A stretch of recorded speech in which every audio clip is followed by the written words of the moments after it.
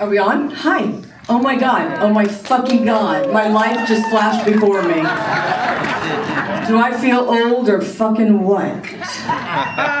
All right, first I have to acknowledge a lot of friends in this audience that really, for me, it's like a high school reunion. The first person is Perfidia and June. I just have to acknowledge Stephen.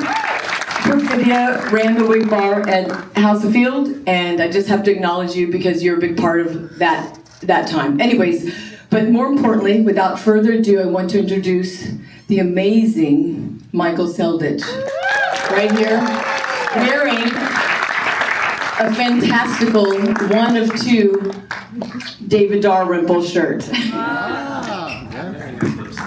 You probably have lipstick all over you, but get over it. Hi, everybody. Wow. How long did you record Pat and all of this? How long did this take you? I just have to start there. I don't even know where to start. I had a lot of questions. That's a good place to start. We filmed for about 10 months, starting in February of 22. And, you know, not 24/7, but very focused, you know, picking times to film. And we started editing, we overlapped. We edited for about 7 months. Is Rob Tate here? Rob, are you here? Editor? Yeah, no. I thought he was here tonight, our editor, Rob Tate, who did an amazing job. Yes. But yeah, so we overlapped. We did 10 months shootings, about Wow. 7 months editing, and overlapped them a bit. How did you meet Pat? Why did you want to do a story about her? What the fuck? Yeah, well, Sam Paul is here, who produced this film with me. Oh, the guy, Where are the you, cute Sam? guy in the suit. Sam's in the back, Okay. in the back hiding from everybody. Sam and I were working on a project for CNN. It was a doc series called American Style, and I interviewed a whole bunch of people for that series, and Pat was one of them. And this was, you know, back right before COVID. And she came in and gave this really fun interview. She was funny, she was smart, you know, she was that. And she left the room, and I remember turning to the crew and saying, somebody needs to make a documentary on this woman. And that's how the seed started. And then, of course, I thought, oh, she's going to be so excited that I want to do this. And I went and pitched it to her, and she said no. I was going to say, boy, are you wrong. Exactly. She just lived her life. I was like, what hit me? What happened? She's like, I don't like to be put on a pedestal, and I don't like to be the center of attention, and blah, blah, blah. So that was in December of 19, and we all know what happened right after that. And then about almost 2 years later, in the summer of 21, I had been thinking about it a lot. I couldn't stop thinking about it because she just wouldn't budge. And I approached her again. Pat Field, CNN. I think in 21 in the summer, I think I took a different approach, and I said to her, you know, Pat, anybody can make a doc on you. You're a public figure, but I wasn't really interested in doing like interviews in archival, like a traditional documentary, which is what American Style was. But I said, I want to follow you. Like, I want to see you work. I want to see you shop. I want to get inside your head. I want to watch you in a fitting. That was important. Like, I want to understand. I want to see your process. And I said, you know, if you don't do it now, like, when are you going to do that? And I think that was part of what made her go, like, I guess that's true. Well, I think you captured, Patricia, I think there's so many facets that many people are not aware of. And how many of our extended family and friends that were really a part of making this history. And Patricia, for me, is family. And she really dominated a time that was self-expressive, and she captures this, and I think you are able to capture it along with the testimonials and all the history that is really unbeatable, I think. I don't know, I told Michael before, I said, Natasha Lyonne has to play her in the drama, because who's gonna play Patricia? I don't know, who's gonna play her? Does everybody realizes that this is Rebecca who was in the film, right? Rebecca Weinberg. I'm the weird lady with the hat. With the big hat, who was with Pat for 11 years.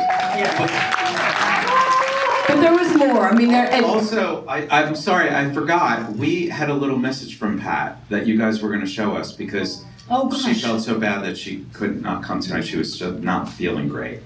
Do we have it? Can we play it? Yeah, I think you guys are going to roll it.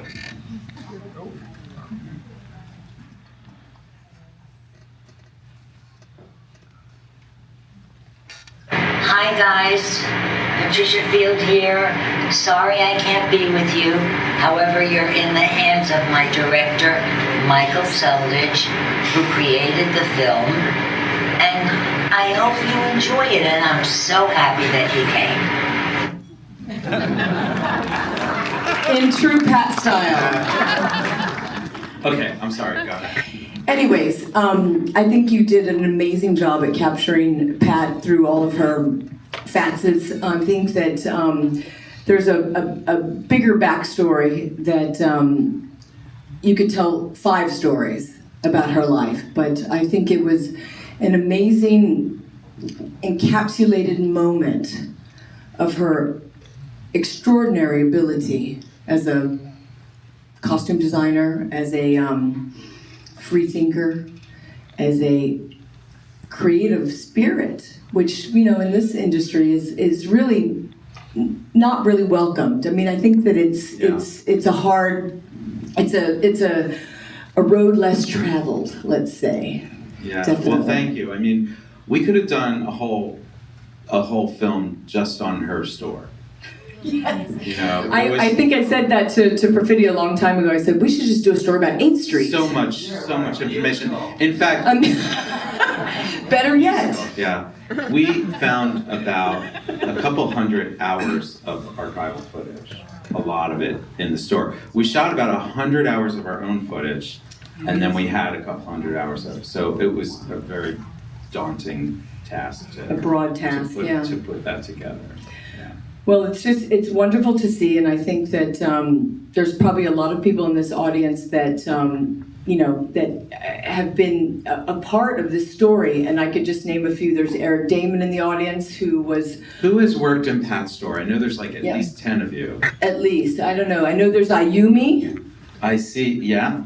And Steven. And, well, Eric didn't work in the store. Maybe there's not 10. Maybe not. But there's a lot of friends, and you know, the story it's thick and it's rich in history. And certainly. You worked on a lot of the projects, right, that Pat did? I did. I know in the documentary, it's really I'm like the lover, but you know, and I was the lover. We had a cut that was about 45 minutes longer. And it was just too much, and I had to really. So yes, that's true. I started out as an assistant. Early on in some of the earlier projects, certainly with David Frankel and Barry Johnson, and I started on long before Sex and the City, and then I assisted, and then when Sex and the City came around, I sort of asserted myself, and I was like, I want to be a costume designer, and so Pat was like, okay, you know, in her way, and so she allowed me to express myself, but I don't think I could have done it without, you know, everybody that was there to support us. And it really takes a fucking village to do a show, to live a life, to run a store, to be present. And I really, it's really, I'm 50 something years old and I'm still learning. I learned so much from her. I really did. And yes, we worked a lot of projects together, and I know that the show doesn't really reflect, but you know, there's a lot of people here in this audience that were a huge part of creating what Pat's story is. It took all of us. I'm sorry, it took all of us to make it go. So thank you. Yeah, it was an exciting time, and I'm still in the business 30 plus years later, and I'm still styling and doing my jam but she made it all happen for many of us. Many. Yeah. Should we take let's do some questions. Please, let's ask some questions. Does anybody have any questions? Nope. Oh, come on, you guys. See you later. Wait, anybody? I know my friends have some questions. Anybody? Where did the Carrie necklace come from? Well, the Carrie necklace was a subway ride out The there. idea or the actual necklace? What do you mean? Well, I think a lot of the kids at the time were wearing nameplate necklaces. I know that a lot of the Italian girls, a lot of the girls from the Bronx, a lot of the girls from Brooklyn were wearing them. And I remember my car broke down and I was on my way out to Silver Cup. And I saw these girls with these necklaces. And I remember buying Pat a necklace in Canal Street. And then before we knew it, we had found a necklace, and then we had created the necklace. And then that was like her necklace that she was gonna wear all the time. And we were like, let's create a piece of jewelry that's just like hers. And that's where the necklace came from. Did Pat wear a Patricia necklace? She still wears a Patricia necklace on occasion. I feel like I've seen her wear it, yeah. I think it was the one that I gave her 150 years ago. I think, I don't know. Anything else? Come on. No? Yeah? Well, what was the most surprising thing you found from following Pat for that period of time? The most surprising thing, is that what you're saying, Yeah. from following her? Yeah.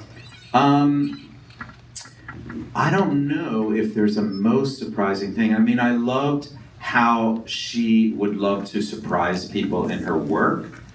And so watching her do a fitting was always fun, where you're kind of like Brescia was, like, how does this make sense? Like, it was fun to see them play like that.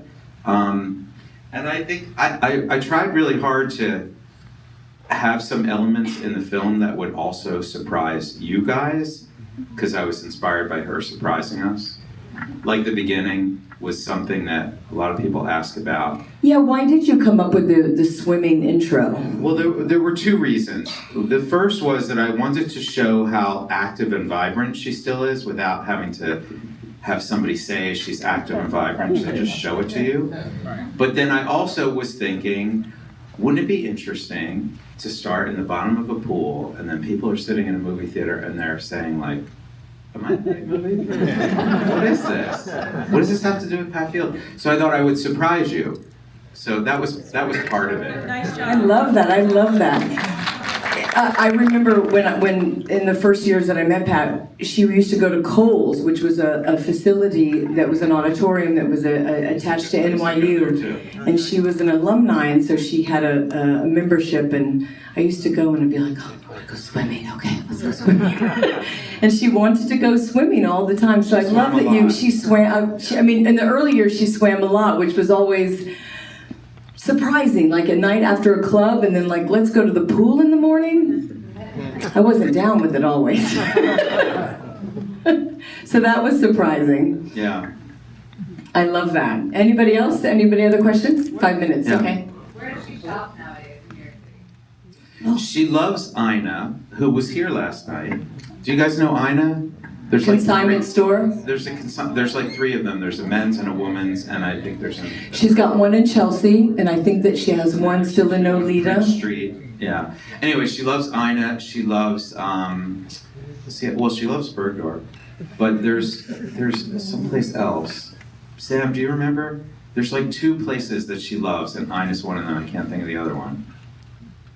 But anyway, she loves consignment stores and you know, vintage stuff. That place that we shot is like once or twice a year. The Manhattan Vintage Show at Metropolitan, right?